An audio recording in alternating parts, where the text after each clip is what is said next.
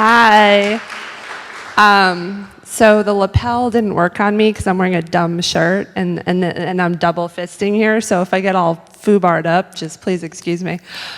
So I'm going to talk to you about the science of art. There's a lot of ways people kind of think about the intersection of those two things. Often it's in the context of integrating technology into the work that we do in terms of design. I'm not going to talk about that at all. Instead, what I want to talk about is more the science of people and how people work sort of on a biological and neuroscience and psychological level, and how when we use that and we understand that, even on a basic level, in the context of our work, it makes a huge impact. So how many of you guys are designers? Oh yeah. How many of you are developers? How many of you just don't even, you're in here by accident? Okay. Just kidding. Okay, so, we all work in different things. We work in graphic design, we work in film, we work in photography, we work in code. But I would really argue that we all work in human beings. I'm going to be a little bit, extreme in saying this, but I think really the only other professions out there where you traffic in the behavior and the thinking of human beings is psychology and psychiatry, and potentially neuroscience. But I think that second to them, we do it too. I mean, if you think about kind of the widespread impact that we've had in our fields in terms of human behavior recently, just look at what we do with our phones now, what we do with Facebook, what we do with Twitter, what we do with Uber. Fundamentally, the things that we've designed and created have changed the way that people are and the way that people think and behave and relate to each other. So that's awesome and scary. And I want to talk about kind of some fundamental levers or buckets or whatever the hell you want to call it, that are kind of critical to understand when you want to think about the science of people in the context of your work. And the first one is my favorite because I am not a visual creative, I'm a writer, and I'm a conceptor. So language for me is basically the beginning and end of everything.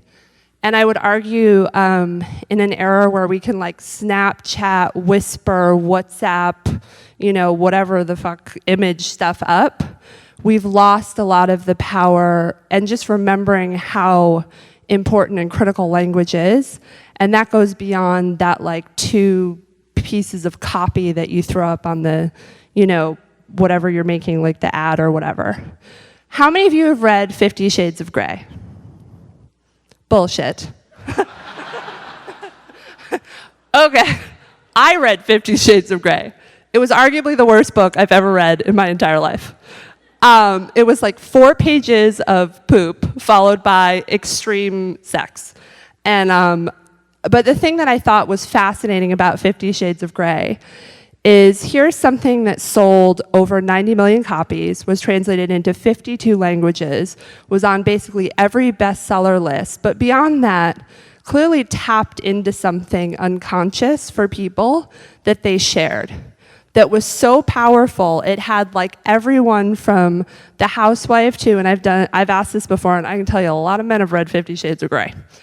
To really make them think and understand something that was unconscious and shared. You could say the same thing, obviously, about the Bible, which supposedly 100 million are given away or sold every year. And that too has had incredible power in terms of shaping nations, shaping beliefs, shaping wars, shaping countries, shaping everything about the fabric of where we are. And that was way before websites, obviously, and that was all really driven by the written word. Because language is our interface. It's how we process, it's how we understand, it's how we communicate.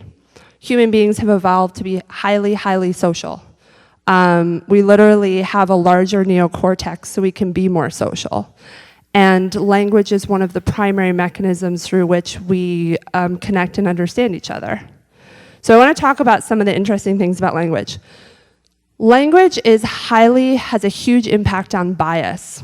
So this poor child is here. He's obviously had a few too many potato chips. And I only have him as an example of the fact that the way that we describe things, the way that we talk about things, the terminology that we use for things affects how we think about them. An interesting example is that if you're having trouble making how many of you speak a foreign language? Wow, Portland's smart. If you're having trouble making a decision and you want to be extremely rational about it, you should think about it in that second language. A lot of research has proven that if you think in that second language, you're more likely to make a less biased, more rational decision. Language affects your physiology. How many of you have had someone tell you that they love you and you got butterflies in your stomach? Either because you were like horrified or excited. So basically, again, what's happening there is it's changing the blood flow in your body. So you're getting a chemical response from your brain, which is telling your body to pull in the blood flow away from your extremities and focus it on your critical organs. That to me is extraordinary. That some other human being looking at you and saying, I love you, changes the blood flow in your body. So if that doesn't mean that language is powerful, I don't know what is. It has a network effect. Singing makes you live longer if you do it in groups. You can be a terrible singer, and if you do it in groups, you still live longer. And there's a lot of other interesting sociological, psychological, and physiological effects that come from people using language in groups. It affects your perception. So this is a tribe in Zambia that does not have a word for the color blue. And when they're given tests on the color blue, they have a very difficult time discerning it. However, they have many, many words for the color green. And they can perceive variations in green that most of us would not be able to perceive. So that just goes to show that your interface actually affects how you process and understand the world around you. So I am a collector of words in other languages that have no equivalency. And these are a couple of them. One of my favorites is not up here, is saudade. I probably pronounced that wrong because I don't speak Portuguese. But it's a beautiful word, and it basically means the place to which you cannot return. It's a happiness which whispers through every pain, and something to which you love but cannot ever be reunited with. And it's a word that appears in almost some variation of it in almost every seafaring culture, because it was a word that was used for people who wanted to capture the feeling of someone going off to sea and never returning, or the feeling of going off to sea and knowing that you might never be back. So again, I think great example of the extraordinary power of language to kind of shape and capture the human existence and the human condition. And then you think about another word like Google, not an extraordinary word, but has extraordinary power now. And how you can take something that means nothing, and through the work that we do, we can make it mean everything. We can make it turn into a string of information that has a ton of meaning and actually then goes on to affect people's behavior, or like Google, becomes a behavior. The other thing that I want to talk a little bit about is action, which I also refer to as empathy. So empathy is basically the ability to perceive or understand another's emotion. And that's something we also traffic in a lot in our work, is how do we create an emotional conversation with people through what we've built or what we've designed. And it's very, very interesting, empathy in human beings, because again, we're one of the few, as we know it, groups of mammals or whatever, that do empathy the way that we do. And I think empathy, I just want to show this clip because for me, it's one of the most interesting and funniest examples of empathy.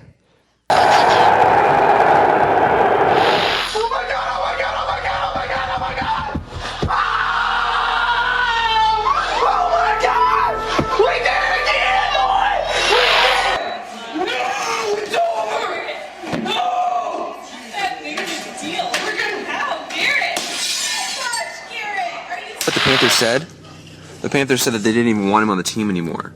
So they fired him. Why did they fire him, Daddy? Because they said he was too old to play. Why was he too old? I don't know. But now, so now we won't have Steve Smith. We can't cheer for Steve Smith anymore on the team. So now we have to cheer for Cam Newton, my favorite. Who are we gonna cheer for on Sundays now?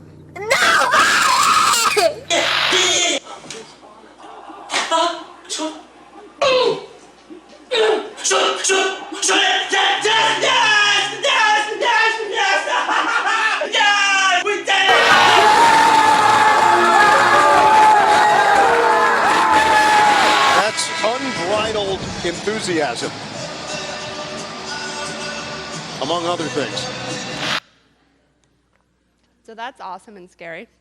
So something that most people don't think about when they think about empathy is sports fans. But actually, sports fans are having some of the strongest and most interesting empathetic reactions. If you kind of think about it now, it's totally, like it's not happening to you. You're not helping the team win. You're not actually experiencing a loss. You're just watching something and having this incredibly profound emotional and, again, physiological reaction.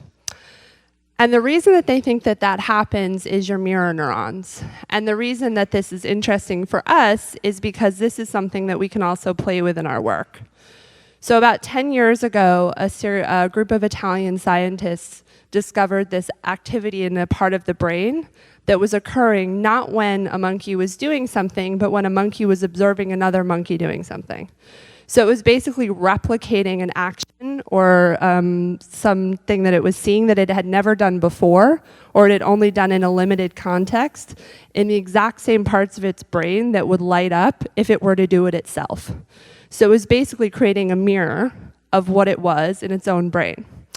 So they're still looking at this with a really interesting emerging part of neuroscience right now called optogenetics, where they're able to light up very specific neural clusters in the brain. But they believe that that's what human beings do when they're being empathetic, is they activate their mirror neurons, which are, again, a part of the brain that's specifically evolved to understand and recreate the experience of another human being. And that, of course, is something that we see very, very, very powerfully in sports. And that's sort of one thing to think about also in terms of physiology. So they've realized that this action, this activity of empathy, of really projecting yourself emotionally and intellectually into another person's experience, has a physiological effect. So they've done studies in sporting communities. I forget which ones, like Cincinnati. There's like a town that always loses. Like they just can't win. And they've looked at them, and then they've looked at teams and towns that have a much better winning streak, like, you know, Pittsburgh when they won the Super Bowl. And they have seen that cardiac incidences in populations that are more typically associated with viewing these sports go up and go down when the team is winning and when the team is losing. They've also done studies about longevity. So really, not like psychotically crazy sports fans, but like really in there sports fans live longer and report higher levels of self-esteem. And that, again, is based on their empathy, their sense of connection. Tell them I'm busy. and their sense of belonging to a group. So when using empathy, so when trying to activate this sense of other people's emotions, there are a couple things that I just wanted to pull out that I thought were interesting. One thing is authenticity. So, and I think this is interesting in the context of art forging. So art forging, it could look great. You know, arguably sometimes looks better than the first one. But if you show people a piece of art and then later tell them it was a forgery, their appreciation and their reporting of satisfaction in viewing it decreases dramatically. So basically, you know, even though you've seen the same thing, the fact that it was fake makes you like it less. So being authentic in what you put in front of people and really communicating that is huge. How many of you are on OkCupid? Bullshit. Oh, yeah. Okay, I've tried it. It was really weird. I think I did my profile wrong, but that's not why I'm here. The point is, the guy, also funny story. So when I made this, one of my graphic designers put her own profile page up here. And I was like, I think that might be weird. But you can still see her face up in the corner because she clearly used her profile when signed in to get this screenshot for me. So, her name's Carolyn. She's great. You can hit her up on OkCupid. That's also not why I'm here. The point is that the guy who founded OkCupid, he wrote a book. And there's a lot of data in the book. The book's, I'd give it like a 3.5 stars out of 5. But some of the interesting research that he pulls from OkCupid's data is that people who get 1 star and people who get 5 star get, I think it's like 30 to 40% more mail than people who get a 3 or a 4. So this just, I think, kind of demonstrates in an interesting way that people emotionally respond to provocation. So if something's to the extreme of being great, or something's to the extreme of being a 1, I don't know why you'd be a 1, but it's either your profile or your looks or whatever, people are much more likely to respond than kind of staying in the middle. So it makes an interesting case for pushing things one way or the other in the work. And the last thing I want to talk about is, for a long time in our work, we've talked about behavior. So how are we going to get people to click or download or save or I don't know, whatever the hell they're doing. But I actually think we're getting to a point through technology and through just, kind of intellectual theory of working at the level of cognition and being able to affect the way that people think. Because behavior is just a symptom. Behavior is an output of a thinking process, really. So backing up a little bit into cognition and not thinking about, not that I don't think it's important, but before you start to think about like, what's the user behavior? Even going even further back and thinking about like, what's the user thought process and how is this affecting them cognitively? So for me, this is like the coolest picture in the world. Not this particular one, but like metaphorically speaking. It's a picture of your synapses in your brain. And I think this is interesting because if you think about it, which is like a metaphor, whatever, if you think about it, it's everything that has ever been created in the world that was great by human beings originated here. Like, this is the point of creation. And it's one of the most complex, confusing, elusive things that we have ever known or encountered as human beings. I mean, we still can't understand how this mass of tangled neurons that sits on the top of our neck is able to do the extraordinary things that it does. We also think and know now that we used to think it was parts of our brain that controlled things, and that was what was going foobarred, hence why we were cutting parts out and putting them in the garbage disposal. So now we know it's not that one piece of your brain is affecting your language. We know it's a circuitry, it's a system. And it's a system that we really don't understand, so we're going to spend a couple $1 billion trying to map it out. But the point is, what we do know about this system is that it's completely driven by patterns.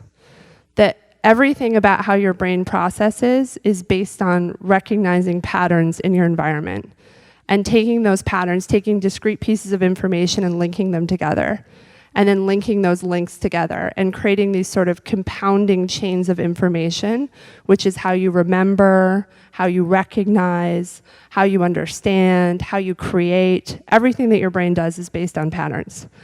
And one of the big things that you do in order to optimize yourself is you chunk.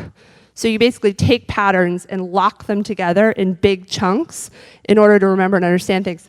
And I don't know, do any of you know Jason Silva? Oh yeah. So he's a great example of chunking. He's like the chunking master. The imaginary foundation tells us that what imagination does is it allows us to conceive of delightful future possibilities, pick the most amazing one, and pull the present forward to meet it. Imagine how impoverished this world would have been if we hadn't invented the technology of the oil painting in time for Van Gogh, or the technology of the musical instrument in time for Beethoven and Mozart to unfurl through it. With the revolutions in biotechnology, nanotechnology, the free exchange of information is allowing us to conceive of radical new things. Freeman Dyson says, in the future, new generations generation of artists will be writing genomes with the fluency that Blake and Byron wrote verses. What is great in man, said Nietzsche, is that he is a bridge and not an end. You know, we're on a trajectory smack in the middle between the born and the made, wrote Kevin Kelly. And so radical openness, it's huge. It's a universe of possibility. It's gray infused by color. It's the invisible revealed. It's the mundane blown away by right, awe. Jason, shut We up. need to cultivate radical openness. So basically, shut up, Jason. So Jason's great. I know Jason. I used to work for TED, so I worked for them when he did his talk. And everyone was like, Jason's a genius. And I was like, well, yes and no. But what Jason's doing, which is extraordinary, is he's probably the best, for me, visual example of chunking.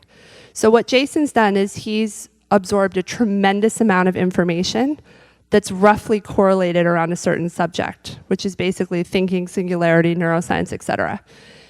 He has a very good pattern recognition engine as well. So as he absorbs all this information, he goes, okay, this is like this, is like this, is like this. And he creates a series of relationships. And then he stores the information based on that series of relationships.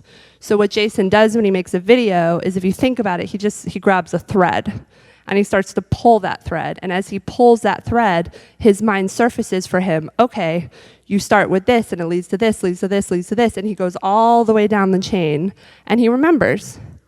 And while he's remembering, he's making the connection. So you're seeing not only all of these things, these disparate things, but you're seeing the way that he's put them together, which is an excellent example of cognition at its best, but also one of the roots of creativity, which is divergent thinking and how you make relationships between disparate things. Let's see if I can use my own. So patterns, information, storing. What's like our biggest, what are the big guns? One of the big things that we can use, one of our most powerful assets, is our visual cortex. So, you know, we have one of the most powerful visual cortexes of any animal, anything on this planet. And the visual cortex is basically put together to process information. I have this picture up because have any of you played sports? Baseball? Tennis? Squash? Just kidding. That's an East Coast thing. Kidding. Okay, so you can't keep your eye on the ball. It's actually impossible. So the rate at which your brain receives visual information and the speed at which the ball travels, you literally cannot keep your eye on the ball. It's a misnomer. However, what you can do is use your visual cortex to improve the accuracy of information. So I was reading this book the other day by Nate Silver, The Signal and the Noise, and I was thinking about, he has a whole chapter about weathermen. And I suddenly realized that actually we have a lot in common with weathermen in our profession, in the sense that we are constantly trying to read and create something new out of what we're seeing in sort of the noise and amongst the signals in the market. I mean, that's kind of part of our skill set, right? We look at what's out there, we look at what people do, we think about all the things we've been exposed to, and then we try to imagine what we could create that would be interesting or different or useful or would be meaningful. So with weather, for a very long time, it was horribly inaccurate. And only recently it's gotten more accurate, but just, which I recently learned too, you can disregard the forecast after 3 days, because after that it becomes like 20% accurate and people have absolutely no idea what they're talking about. So, but the point is, we make the weather more accurate. Even though our computer modeling has gotten increasingly sophisticated, it hit a point where no matter how much the computer got better, with human beings reading over the data, looking at the environment, looking literally at the maps of the weather emerging, looking at the patterns, looking at the shapes, we make it 25% more accurate no matter what. So that's the power of patterns and the visual cortex. And that's something that we can do with our work the same way. It's constantly kind of look at the market, at the environment, and use our pattern recognition system to optimize and to improve what's there. And then, of course, we have to calibrate, because this is where it gets kind of fun. There are so many ways that our brain is like a wild animal that we have no control over. And people are like, I'm rational. Yeah, okay. You can't override biology. You can be aware of it, and you can sort of handicap or calibrate for it, but there are things that you just can't control. Brad, what's the time?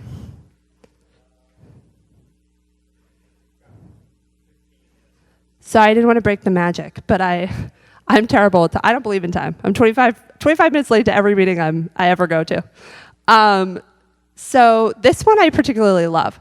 So this would be like an example of a logical fallacy. When people are playing a dice game, which I don't know if you've ever played it, it's a great drinking game. You can win a lot of money, and it requires no skill whatsoever. If you want to roll a lower number, people will roll more softly because they think unconsciously that the less they roll the dice, the lower the number. That makes no sense. And there are a lot of things that people do that you can, I'm happy to send you that are like this, that control the way that they think and behave in the world, that are completely irrational and ridiculous. But if you know about them, you can play with them and you can activate them because they're the things that we have the least control over, unless we're like hyper-evolved, yogi masters.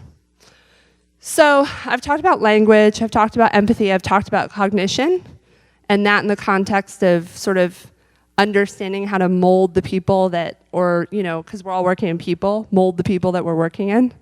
And the other thing is just to be aware of is yourself, because you're always going to have sort of an effect on your own work. And you carry all the same shit, for lack of a better word, that the people you're working on carry in themselves. So you have to understand how to handicap for yourself. So how many of you play poker? Wow. How many of you actually win when you play poker? How many of you know what your tilt is? That's why you're winning. So a tilt in poker is basically kind of the thing that you do that's typically an emotional response that affects your game. So your tilt might be that you overbet when you get nervous. Your tilt might be that you get more conservative when you get nervous. But all of us have a tilt in our work, a tendency to overthink our work, or a tendency to not push it far enough, or a tendency to not get enough input, or whatever your tilt is. But you should know your tilt, because then you can handicap for it. Calibration is really important. So I have this up here because we're horrible at knowing when an earthquake's going to hit. We still have no idea. Like, we kind of think we know, but it's a probabilistic guess, and it's usually wrong. Hence the tragedy of Nepal, like twice. We have a hard time calibrating in our field because the incentives are stacked against us. They don't really I personally don't believe that it's encouraged to go out there and go, hey, we tried this campaign and really fucked it up. Didn't work out, like it was a complete failure. The incentive is for your client to be able to go to their bosses and go, it was a win, and for you to get more clients to go in the market and go, it was a win. So because we're constantly saying that everything's a win or minimizing when it's not, it's very, very difficult to calibrate because you can't read the signal from the noise. And I think that that's a whole other talk. But I think that there is a change that has to happen both on the supply side and the demand side, where we're a lot more honest about what's working and what's not working. Because when we're not, even when we are, we get feedback loops. So marketing has one of the most profound feedback loops, I think, of any industry because of this phenomenon of not always being able to say when things are working and when things aren't. And that can make it very, very difficult to read behavior versus trend versus success. And I think that's another place where, you have to just be really, really aware of, there's 5 agencies out there doing this. Are they doing this because that's what everyone's going out in the market says works? Or are they doing that because that actually works? And I'm kind of ornery with my clients, where I always want to start from a place of like, I really don't give a shit how many people did that. We got to back it up and figure out if that's the right thing to do and why that's the right thing to do, and be honest if we do it and it doesn't go well. So, just quickly, I want to talk about a little bit about how you pull this stuff into creation. So the language, the empathy, the cognition, handicapping for yourself. One thing is making interesting pattern combinations. So, you know, you can look it up, it's a dipshit name, it's called juicing, but you look at frameworks that exist in the world, in science, in nature, in organizational design, in environmental design, you pull them into your work and you modify them to create new patterns. And then you reinforce that in people, in what you create. Getting attention. So being really powerful in how you get people's attention. People, because they are pattern driven, they have an expectation about what's going to happen next. So like, I expect that I'm going to open the door and I'm going to end up in the hallway. If I open the door and I end up in the bathroom, that's going to be shocking. And it's going to break the pattern. My brain's going to send out a chemical signal, which is going to open my synapses and go like, what the hell is going on? And I'm going to be primed for learning. So the way that you break patterns in people's minds with products or with your work, your art, your code, that's the interesting moment that you have to slip something in. Because you've gotten their attention, you've broken the pattern, their synapses are open, they're ready to learn, you teach them something new, you start a new pattern, you encode it in their brain, and then you can call that pattern forward and change behavior and thinking. No big deal, right? I mean, that's like what Scientology did. That's also another talk. This is how you do a high kick. No, I'm kidding. So this is, again, redundancy. So reinforcing it with people, creating these patterns and hitting them with it over and over in different ways so it encodes and stores in their brain. Oh, okay. I'm like pretty good on my time today. Nailed it. Okay, so as long as I didn't drink last night. So 2 examples that I think are interesting. Do any of you, I'm going to screw the name up, but Stanford Visual Human Incubation Lab of the Universe Next Generation, anybody? All right, perfect. So Stanford's spaceship is doing a lot of really interesting work on a behavioral level, on a cognitive level, and using technology. One of the projects that they did looked at how do you make people more empathetic. And they found that if people play a game where they are a superhero, they show a statistically significant increase in empathetic behavior and thought post playing the game. So that's a really interesting example of how you could, of course, design an interaction, design a campaign, design a product that would maybe get your client an uptick in their consumer goods sales, but could also actually make people a little bit better.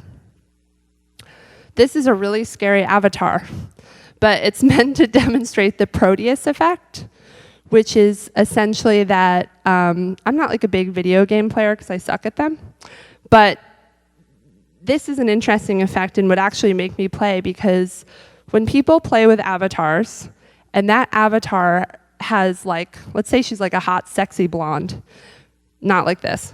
People are going to take on the characteristics that they associate with that type of person having. So they will assume confidence, they will assume charisma, they will assume assertiveness because they believe that that is what is expected of someone who looks like that. And that's the Proteas Effect. But again, you think, what an incredibly powerful tool for helping people understand other people's experience or helping people understand behavioral change.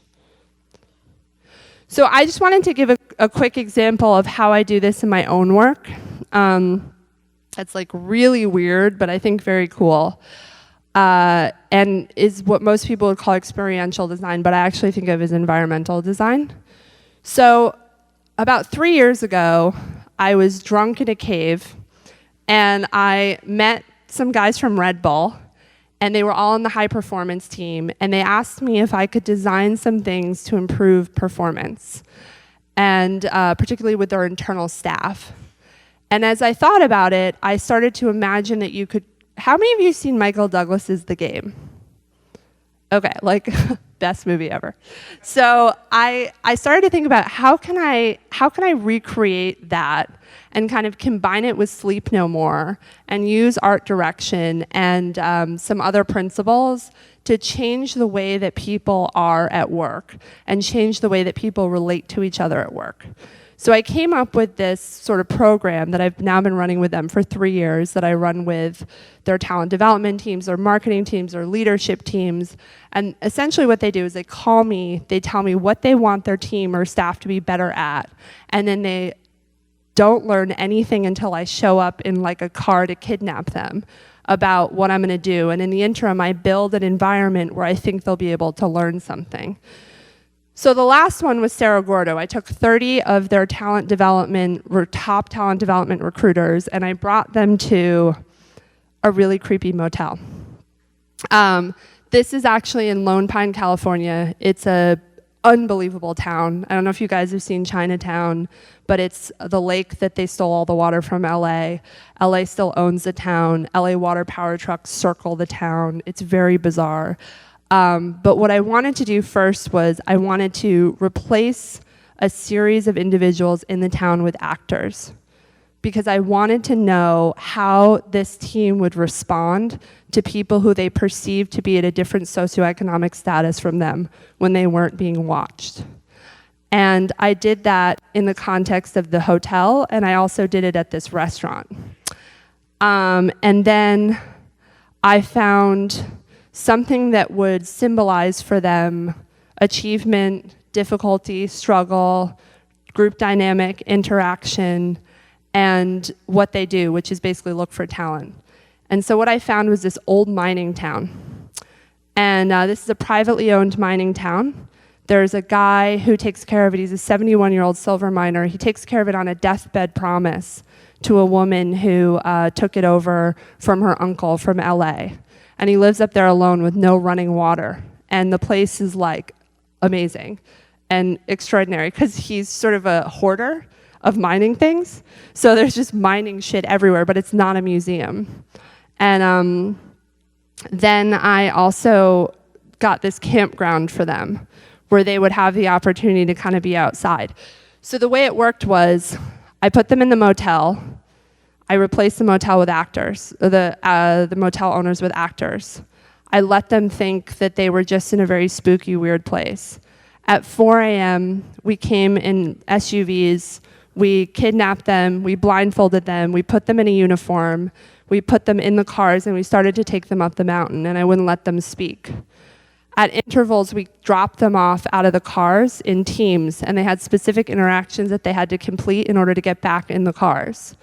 About two-thirds of the way up the mountain, I kicked them all back out of the cars. I told them not to speak and to walk to the top. At the top, there was a series of other interactions that they had to complete based on what they did at the bottom. When they had completed them, they were all blindfolded again, and their leader had to lead them up the mountain to a precipice where they stood, the game ended, and they were exactly between the highest point of California and the lowest. There was a lot of points in this, but really what it allowed us to see was, were they adaptable? Did they have emotional control? Did they understand did they have contextual awareness? And how did they respond to bias? The reason I love these games is because people are so naked in them. Not literally, thank God. But they're so vulnerable and they're so exactly who they are. And you can see as they play them, all of their cognitive bullshit, all of their behavioral hang-ups, all of their issues with each other just perfectly play themselves out. And every time I build a game, they break it. But they break it beautifully because they break it in all of the ways that they're not perfect or not good. And you can see so clearly where they need to be better. And there's a huge sort of humility in this. And I mean, people were crying. People didn't want to play, people were afraid, people were angry, people were leaders, people failed, people didn't want to try, but at the end of it, it made sense for them and they really got it.